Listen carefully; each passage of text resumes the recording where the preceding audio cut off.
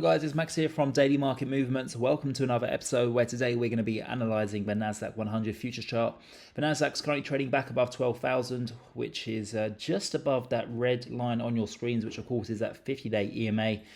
The good news is that we have found support at the 0.23 fib area.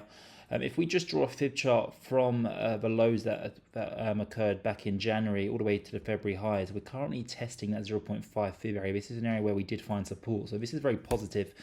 And I actually expect the markets to trade higher here, because if we just look at the 2-year bond yield note, this is very interesting what's happened. Yesterday we have declined at the fastest pace in over 35 years, dating back to 1987, and we've pretty much wiped out 100 basis points of interest rate hikes in just the last 3 days. And now the bond market is pretty much telling us that investors are now expecting rate cuts before the end of this year, which, you know, this time last year people would have laughed at you if you said that you thought that there was the possibility of having rate cuts. So of course lots of volatility with regards to what's happening in the finance sector in the US, with Silicon Valley Bank going bankrupt.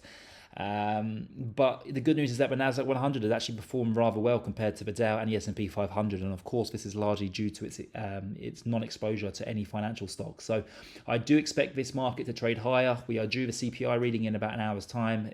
Expected that the number is going to come in softer than January's figure, however not significantly lower, but I still I'm a believer that this market is going to rally very strongly going into the end of this month. I've been saying for some time now that my cycles are indicating a very sharp rally going into the end of March. I still do have my trade open, by the way, in the Nasdaq100, so if you'd like to be part of my signal team and copy me in that trade, because it's still not too late to get involved, then please do not hesitate to scan this QR code on your screen. I charge a very small joining fee of $29.